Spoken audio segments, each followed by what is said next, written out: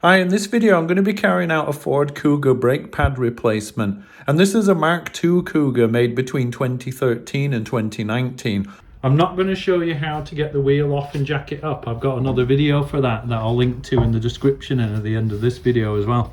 One thing I will say though is a basis of safety. You can see we have the jack and the axle stand here at the jacking point, and then once you've got the wheel off, you can actually just throw that underneath for an extra safety net for you.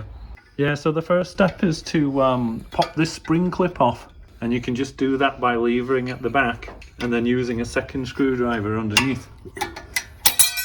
So when you're doing the Ford Kuga front brake pad replacement, you don't actually have to take the whole caliper off of the hub. You actually just need this part that comes off, and there's two bolts at the back that you undo in order to make this part of the caliper come off. So the next step is a little cover, top and bottom, that covers the two bolts at the back. So the top one we've done already, so there's the bottom one. Yeah, so now you need a 7mm Allen bit, and we actually have one that goes into the end of a socket adapter, but a 7mm Allen key would do the job. There usually is a little bit of Loctite on these bolts.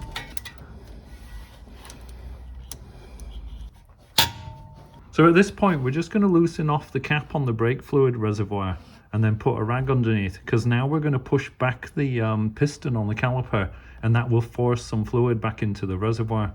Okay, so with the top and bottom bolt cracked free, we haven't removed them yet, because what we want to do is push the piston back, and you can just reach in between the front of the pad there through this gap, and you can lever that to push the inside pad back and push the piston back at the same time.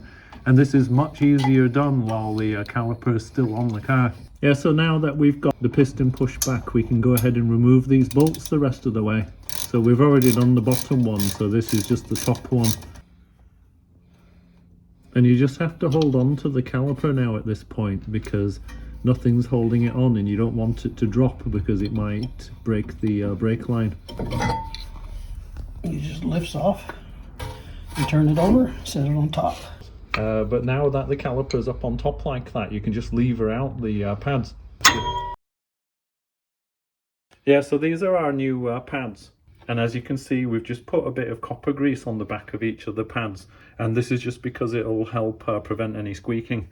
Yeah, so it's probably worth mentioning that when you're working with copper grease, just to make sure that you don't get any onto the friction surfaces. And if you do, then you can use a squirt of brake cleaner to clean it back off again. So the other thing we're going to do is these points on the pad here on both sides, they run along little runners inside the calipers.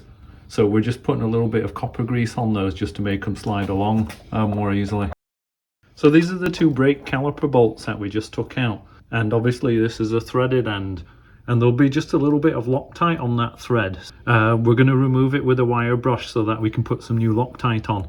And then just this bit of, it's not really corrosion, it's just some dirt, we're going to wire brush that off as well. And this is actually a slider, this pin, that the caliper moves on. So we just need to make sure that's clean and free to move.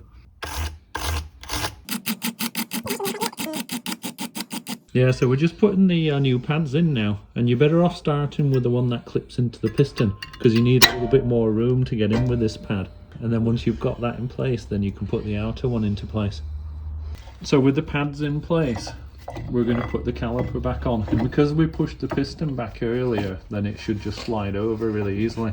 Yeah, so these are our pins or bolts that hold that part of the caliper on. So we're just going to apply a little bit of blue Loctite to the threads.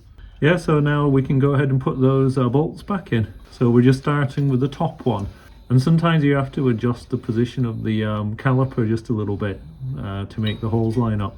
So we're just going to put these in hand tight for now, the top one, and the same for the bottom one, because then we're going to come back and torque them up to the correct torque. So now we're moving to our torque wrench, which we've set to 28 Newton meters. And that's the bottom bolt done, so just torquing up the top one as well. Yeah, and then we just have the rubber caps to fit, which just stops water and dirt ingress into those bolts, which are also sliders. So we just have the spring clip to refit, and it can be a bit of a pain, it's a little bit fiddly. But you can see we're feeding it on at the bottom first. And then the top needs to go just the other side. Obviously that part inserts into the hole.